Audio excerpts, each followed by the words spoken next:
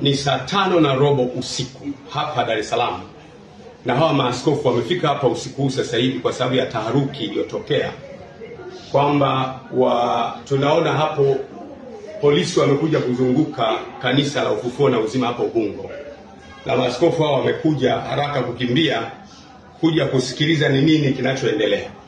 Of course hata mimi mwenyewe sijajua kinachoendelea, lakini naona hapo nje kuna defender za polisi kama 3 hivi wamekuja kuzunguka kanisa. Hatujajua nini kinaendelea. Kwa hiyo tunataka maaskofu wenzetu wote na wachungaji wetu wote na waumini wetu wote mjue kwamba usiku huu saa 5 sasa hivi tarehe ngapi leo?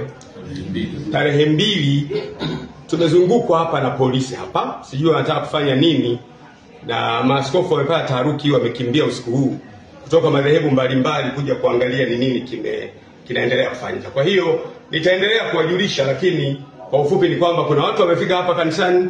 Tunaona defender, hatujajua ndio polisi au ndio watekaji wenyewe. Nafikiri ni polisi, tunaona ni gari za polisi, lakini tuendelee kuwasiliana, tutajulishana cha kufanya. Asanteni sana.